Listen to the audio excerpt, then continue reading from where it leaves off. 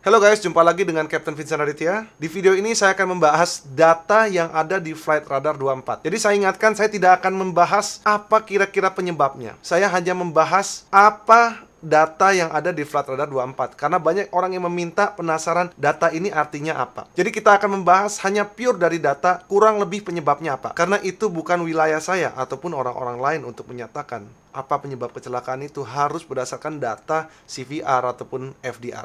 Oke, saya akan bahas apa yang ada di Flight Radar 24. Oke, sekarang kita akan lihat berdasarkan data grafik ini. Jadi waktu yang ada di Flight Radar ini adalah waktu UTC, Universal Time Coordinated. Artinya jam yang ada di pesawat kita itu menggunakan jam UTC. Ketika kita ada di Jakarta, maka kita harus kalkulasi sendiri. Kalau kita lihat misalnya jam 6:37 AM, berarti kita harus tambah 7. 6 tambah 7 berarti kan 13:37 waktu di Jakarta. Oke, kalau kita lihat dari posisi dari pesawat ini, kita bisa lihat gambarnya ya. Ini parking positionnya, ini ada di Terminal 2 nih guys. Kalau Terminal 1 ini ada di bagian bawah, dan Terminal 2 ini ada bagian atas nih. Oke, kalau kita bicara dari data, sebelumnya saya mau ingatkan dulu bahwa data yang ada di Flight Radar ini bisa saja salah, dan belum tentu akurat.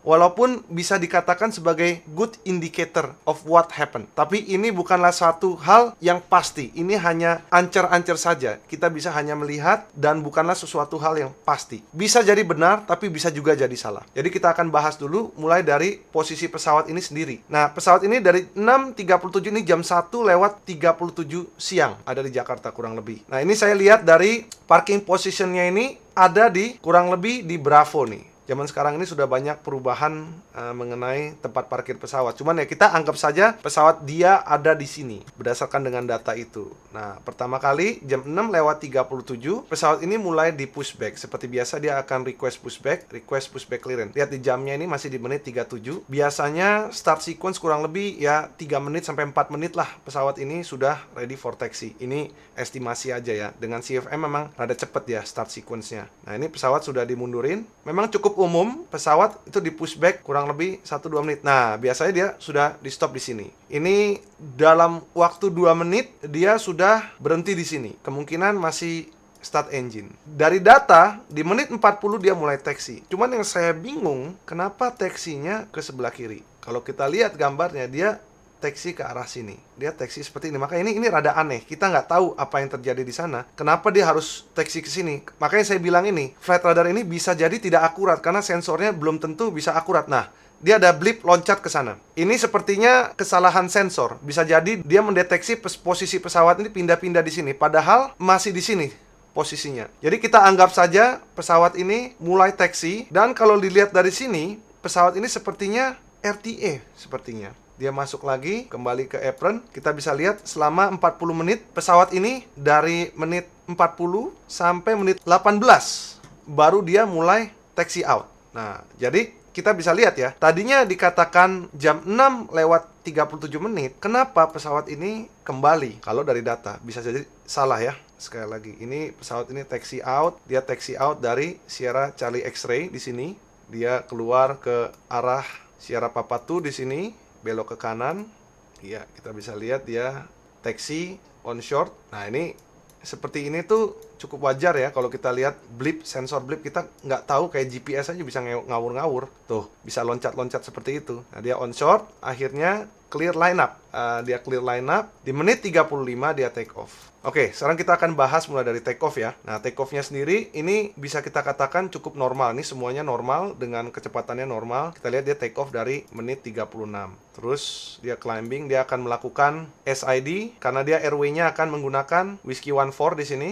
Dia akan masuk dari Abasa di sini. Ini airway-nya yang akan digunakan ketika kita akan terbang ke Pontianak. So, kita harus entry dari Abasa. Abasa ini SID-nya kalau dari runway 25 right ini adalah Abasa 1 Delta. Di mana Abasa 1 Delta ini adalah turn right direct to Nabil, Putih, Laras, Tombo, Mulan dan Abasa. Jadi dia harus capai Nabil at 8.000 kalau ngikuti altitude constraint-nya. Dia harus terbang ke sini, runway heading 500, dia belok ke kanan, direct to Nabil sampai 8000. Kita ngikutin constraint-nya untuk menjaga traffic arrival ya, jangan sampai flow-nya terganggu. Tapi ini yang rute yang akan dia jalankan. Dari gambarnya sudah cukup sesuai nih, dari gambarnya. Sekarang kita lanjutkan penerbangan kita. Dia terbang di menit 36, dia climb di ketinggian 2000 dengan ground speed-nya masih normal semua di sini. Kita bisa lihat semua track-nya juga masih normal. Dia belok sedikit, dia mulai belok untuk menjalankan SID-nya, atau mungkin dia sudah didirectin. Cukup umum ketika pesawat ini, ketika sudah airborne ini, dikasih direct untuk segera keluar dari terminal area. Di sini tidak ada yang abnormal, semuanya, semua masih kelihatan normal. Ground speed-nya juga sudah mulai mendekati 250 knot asli. Untuk ground speed-nya juga sudah membaca 268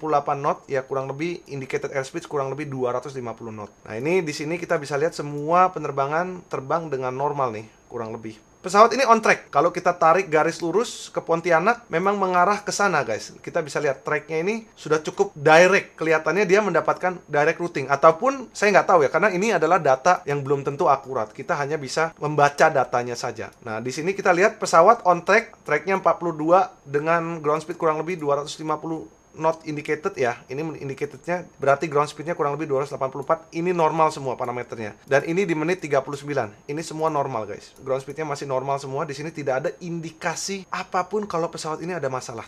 Altitude dan speednya masih normal semua. Sampai di satu titik. Nah, di sini tiba-tiba pesawat oleng 3 derajat dari course-nya 46. Bisa nggak terjadi? Bisa saja. Kalau kena turbulence, bisa saja dia belok ke kiri seperti ini. Tapi coba kalau kita lihat lagi, tiba-tiba tidak sampai 1 menit, pesawat ini belok kurang lebih dari 46 ke 30, ini sudah 16 derajat off track. Speednya masih normal, altitude masih normal. Ini sesuatu hal yang sudah cukup mencurigakan. Walaupun oke lah, bisa saja kalau kita kena turbulence, kita terpental kembali, dan kita masih bisa kembali lagi seperti biasa. Nah, ini sudah mulai mengindikasikan di mana pesawat ini sudah mulai menikung secara steep nih ke kiri. Untuk altitude masih climb perlahan-lahan. Dan di sini sudah terlihat cukup off track ini dari 46 derajat pindah jadi 40 derajat. 40 derajat off track, guys. Dari 46 derajat jadi 6 derajat. Kalian bisa lihat. Waktunya 7 lewat 40 menit. Atau 2 lewat 40 menit. Kurang dari 1 menit, pesawat ini off track 40 derajat. Lihat dari altitude dan speednya ini masih dikatakan cukup normal ya. Kalian bisa lihat ya. Kurang dari 1 menit, tiba-tiba pesawat ini menghadap ke kiri. Sangat drastis dan steep. Heading 339. Kurang dari 1 menit, tiba-tiba pesawat ini dive down ke 8.900. Dari 10.700 turun ke 8.900. Ini 2000-an, guys. Dan tiba-tiba ground speed-nya menjadi 224. Ini ada kemungkinan indicated airspeed dia bisa jadi di bawah 200 knots. Kalau kita baca dengan kondisi seperti ini ya, bisa jadi di bawahnya. Artinya dengan pesawat di clean configuration sudah cukup beresiko untuk terkena stall. Dan ini sudah terindikasi bahwa altitude-nya dia jatuh, dive down ke 8.950. Lalu the next following adalah pesawat ini juga jatuh speednya di bawah 192 knots. Kalau 192 knots ini artinya ada kemungkinan speednya itu di bawah 170 atau 160. Ini kita nggak bisa, kita nerka-nerka saja ya, baca berdasarkan data. Dan kalau kita lihat berdasarkan ground speed 115 knot ini indikasi keras. Kuat sekali kita bisa lihat bahwa pesawat ini terkena full stall. Akan sulit sekali untuk di-recover dengan ketinggian segini. Stall itu apa sih? Stall itu adalah kehilangan daya angkat. Pesawat ini bisa terbang karena adanya daya angkat. Kalau daya angkatnya hilang, pesawat ini tidak bisa bertahan di udara. Kita bisa lihat, ini sudah sesuatu yang sangat nggak normal. Pesawat ini off track dengan kecepatan yang tidak seharusnya dan dengan ketinggian yang tidak seharusnya. Di poin ini paling tidak dia sudah climb di 12.000 atau 13.000. Lalu kita lihat lagi apa yang terjadi selanjutnya. Ini kemungkinan adalah titik terakhir.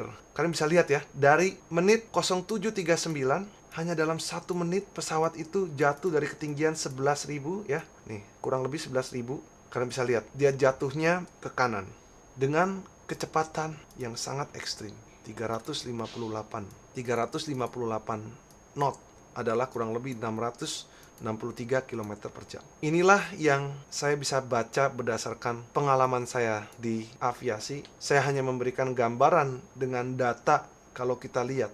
karena banyak orang yang penasaran apa arti dari data ini. Jadi ini bukanlah data yang pasti, kita tidak bisa menerka-nerka, tapi ini hanya baca data apa yang ada di dalam Flight Radar 24. Jadi semoga informasi ini dapat memberikan indikasi awal apa yang terjadi di sana. Tapi sekali lagi, ini bukanlah hal yang terjadi di sana. Dan belum tentu ini benar. Ketepatannya bisa kita katakan 30%, bahkan 20% saja. Saya hanya membacakan ini hanya untuk memberikan gambaran bagi orang-orang yang penasaran. Jadi sekian, terima kasih sudah menonton video ini.